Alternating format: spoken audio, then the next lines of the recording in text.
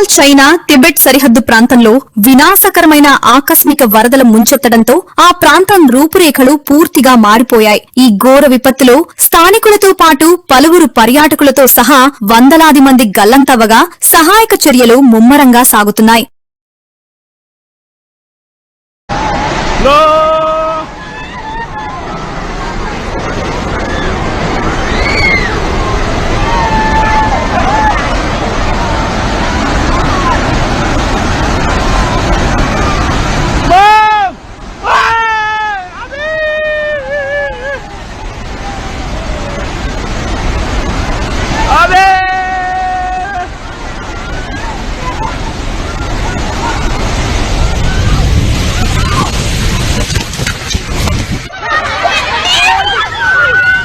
Kalian siapa? Kalian siapa?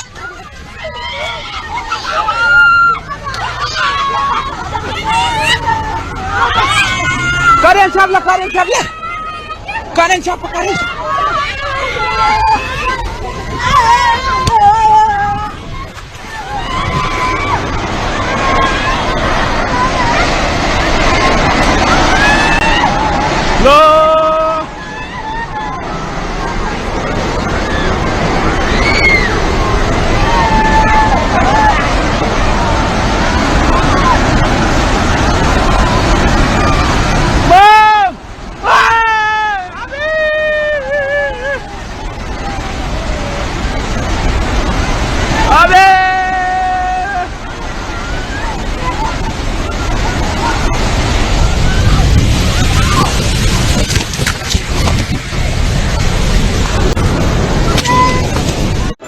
सपना हो कि विपना हो क्यों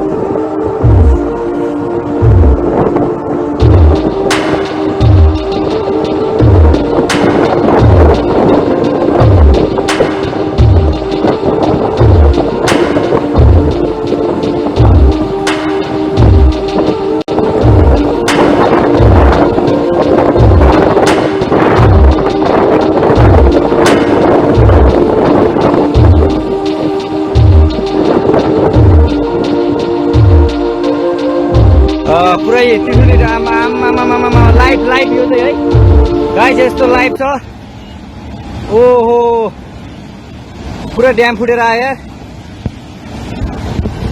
पुरा चाइनाको ड्याम फुटेर आएर छ आमा ल यहाँ हामीले अब ओहो यार यो पुरै ड्याम फुटेर आएको यो घर गयो ल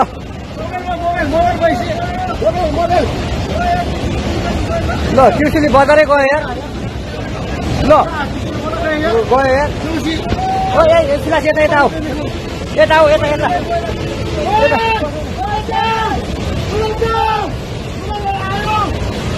आमा यार बजारै गयो यार यहाँ नबसौँ ल अलि टाढा बसौँ टाढा यो पुरै ल घरहरू जम्मै गयो ल घरहरू जम्मै गयो यो पुरै आमामा ड्याम यार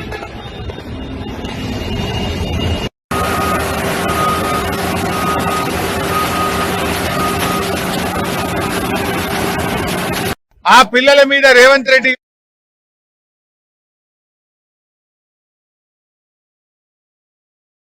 పాలిటెక్నిక్ విద్యను స్కిల్ యూనివర్సిటీలో కలిపి ప్రైవేట్ పరం చేసేందుకు యత్నిస్తున్నారంటూ హరీష్ రావు విమర్శించారు. నిరసన తెలుపుతున్న పాలిటెక్నిక్ విద్యార్థులపై గొంతులు నొక్కుతూ భౌతిక దాడులు చేస్తూ అక్రమ కేసులు బనాయించడాన్ని ఆయన తీవ్రంగా ఖండించారు.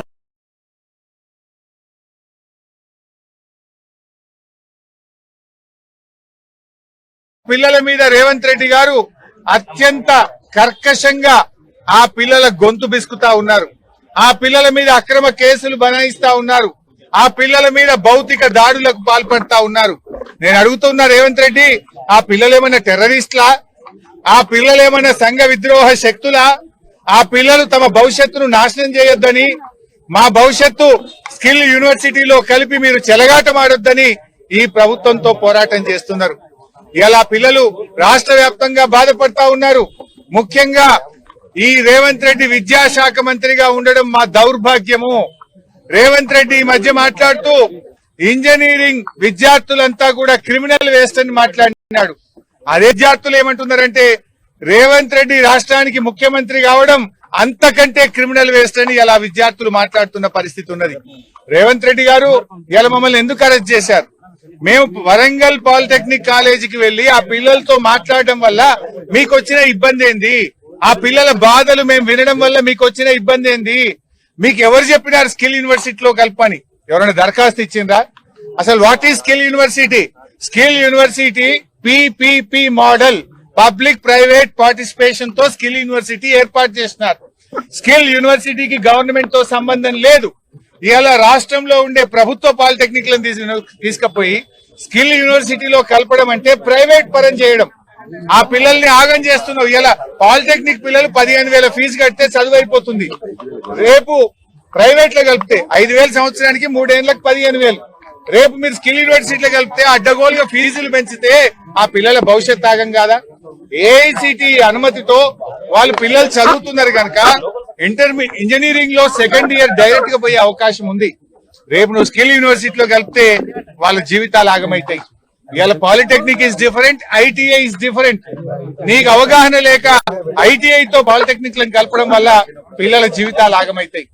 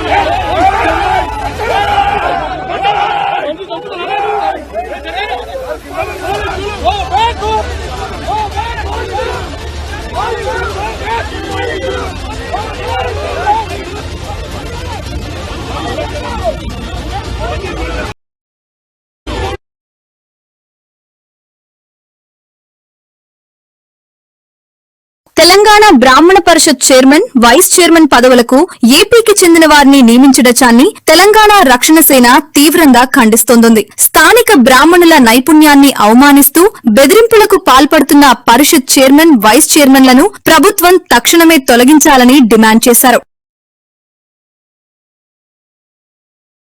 యాదాద్రి ఎట్లా మారుస్తారు అని చిలక పలుకులు పలికినటువంటి రేవంత్ రెడ్డి గారు ఇవాళ మరి ఆ యాదాద్రిలో ఒక ప్రముఖ నటుడికి సంబంధించినటువంటి శ్రీమతి గారికి మెంబర్ ఇచ్చిండ్రు. అంటే మన గుళ్ళల్లో కూడా మన కోసమే ప్రత్యేకంగా కట్టుకున్న గుడి, మన తెలంగాణ రాష్ట్రం ఏర్పడ్డాక పైసా తెలంగాణ ప్రభుత్వం ఇస్తే కట్టినటువంటి గుడి యాదాద్రి. ఆ గుడిలో ఇవాళ ఆంధ్ర ప్రాంతం వాళ్ళు ఎట్లా మెంబర్స్ ఉంటారు? మన వాళ్ళు తిరుపతిలో ఉంటారు మెంబర్స్. ఎందుకోసం ఉంటారు? తిరుపతి హుండీలో వేసిన ప్రతి పైసలో తెలంగాణ వాళ్ళ భాగస్వామ్యం ఉంటుంది. ఎన్నో వందల సంవత్సరాల నుంచి అది నడుస్తుంది కాబట్టి అక్కడ కర్ణాటక వాళ్ళకి ఇస్తారు, తెలంగాణలోకి ఇస్తారు, తమిళనాడు వాళ్ళకి ఇస్తారు, అందరికి ఇస్తారు మెంబర్లు. మీరు యాదాద్రిలో మొత్తం తెలంగాణ పైసలతో కట్టిన దాంట్లో వేరే ప్రాంతం వాళ్ళకి ఎట్లా ఇస్తారు? అడిగేటోళ్ళు ఎవరు లేరని అనుకుంటారా మిమ్మల్ని? మొన్న బయోకాన్ కంపెనీలో 200 మంది పిల్లల్ని తెలుగు మాట్లాడితే తీసేయండి అంటే 200 మంది పిల్లల్ని తీసేసారు. ఏం మాట్లాడదు మీ ప్రభుత్వం. ప్రతి హాస్పిటల్లో ఇవాళ కేరళ ప్రాంతం నర్సులకు ఎక్కువ పైసలు ఇస్తారు, తెలంగాణ ప్రాంతం నర్సులు అంటే తక్కువ పైసలు ఇస్తారు. మాట్లాడదు మీ ప్రభుత్వం. రేవంత్ రెడ్డి అంటే అనుముల రేవంత్ రెడ్డి కాదు, ఆంధ్ర రేవంత్ రెడ్డి అనాల్సిన పరిస్థితి వస్తున్నది. ఎందుకోసం ఈ మాట చెప్తా ఉన్నామంటే తెలంగాణలో ఉండేటటువంటి బ్రాహ్మణ పరిషత్తుకి చైర్మన్ను వైస్ చైర్మన్లు ఇద్దరిని కూడా ఆంధ్ర ప్రాంతానికి సంబంధించిన వ్యక్తుల్ని ముఖ్యమంత్రి గారి పర్యవేక్షణలో కాంగ్రెస్ ప్రభుత్వం ఏర్పాటు చేయడాన్ని తెలంగాణ రక్షణ సేన చాలా తీవ్రంగా ఖండిస్తుంది. ఎందుకంటే మన తెలంగాణలో అనేక వేదాంగాలు చదివినటువంటి చాలా గొప్పనైనటువంటి బ్రాహ్మణులు ఉన్నారు, విద్వత్తు కలిగినటువంటి అనేక మంది మహానుభావులు ఉన్నారు. వారందరినీ కూడా పక్కన పెట్టి మన తెలంగాణ ప్రాంత బ్రాహ్మణుల దగ్గర దక్షత లేనట్టు, సమర్థత లేనట్టు, విద్వత్తు లేనట్టుగా పక్క రాష్ట్రం నుంచి తీసుకొని వచ్చి ఆంధ్ర ప్రాంతానికి సంబంధించిన వాళ్లకు పొలిటికల్ పోస్టులు ఇవ్వడాన్ని మేము తీవ్రంగా వ్యతిరేకిస్తున్నాము. ఆంధ్ర ప్రాంతానికి సంబంధించినటువంటి అనేక మంది విద్వాన్లను మేము కూడా చేతులెత్తి మొక్కుతాం, నమస్కరిస్తాం, వారి పాదాభివందనాలు చేస్తాం. చాగంటి కోటేశ్వరరావు గారి గొంతు వినబడనటువంటి తెలంగాణ ఇల్లు ఉండదంటే అత్యోశక్తి కాదు. కానీ పొలిటికల్ పోస్టులకు వచ్చేటప్పటికి మాత్రం తెలంగాణ ప్రాంత బ్రాహ్మణులకే ఇవ్వాలనేది మేము చాలా బలంగా డిమాండ్ చేస్తున్నాం. పైగా ఇప్పుడున్నటువంటి ఈ ప్రెసిడెంట్ గారు బసవరాజు శ్రీనివాస్ గారు, చైర్మన్ గారు, బ్రాహ్మణ పరిషత్ చైర్మన్ గారు కంప్లీట్గా తెలంగాణ ఉద్యమకారుల పట్ల ఇష్టం వచ్చినట్టుగా నోటి దురుస్తోని తెలంగాణ ఉద్యమకారులను గుడ్డలు కూడా తీసుకొడదామని చెప్పినట్టుగా వారందరూ కూడా బ్రాహ్మణ పరిషత్తుకు సంబంధించినటువంటి మెంబర్సే వచ్చి మా దగ్గర కంప్లైంట్ చేసినారు. ఏబిఎన్ రాధాకృష్ణకు ఎమ్మెల్యే కోమటిరెడ్డి రాజగోపాల్ రెడ్డి తీవ్ర హెచ్చరికలు జారీ చేశారు. తెలంగాణ నాయకులను కించపరిచేలా వ్యవహరిస్తే సహించేది లేదని, ఒళ్లు దగ్గర పెట్టుకుని మర్యాదగా రాయాలని, ఇలాంటి ఛానళ్లు 100 పెట్టే శక్తి తమకు ఉందని స్పష్టం చేశారు. ఏబిఎన్ ఛానల్ ఎవరికి సపోర్ట్ చేస్తుంది? కొంచెం ఒళ్ళు దగ్గర పెట్టుకుని ఉంటే జాగ్రత్తగా ఉంటే మంచిది, లేకపోతే మర్యాద దక్కదు. చూపించడం అనుకో, ఏ ఛానల్ ఉండదు, ఏ పేపర్ ఉండదు. మళ్ళీ కూడా చెప్తున్నా సోదర ఏబిఎన్ రాధాకృష్ణ గారు చెప్పు, తెలంగాణలో నిజమైన ఉద్యమకారులు, నిజాయితీ పరులు ఎంతో మంది ఉన్నారు. ఇతర పార్టీల నుంచి వచ్చిన ఎంతో మంది వ్యక్తులు ఉన్నతమైన స్థానంలో ఉండొచ్చు. అంత మాత్రాన నిజాయితీకి నిలుటద్దంలాగా ఉద్యమంలో పార్లమెంట్లో పోరాటం చేసి కొట్లాడిన వ్యక్తులం అసలైన కాంగ్రెస్ పార్టీ రక్తం మాది. మాలాంటి వ్యక్తులని కించపరిచే విధంగా, మాలాంటి వ్యక్తులను మా క్యారెక్టర్ని దెబ్బతీసే విధంగా కథనాలు వస్తే మాత్రం బాగుండదు అని చెప్పి హెచ్చరిస్తున్నాను.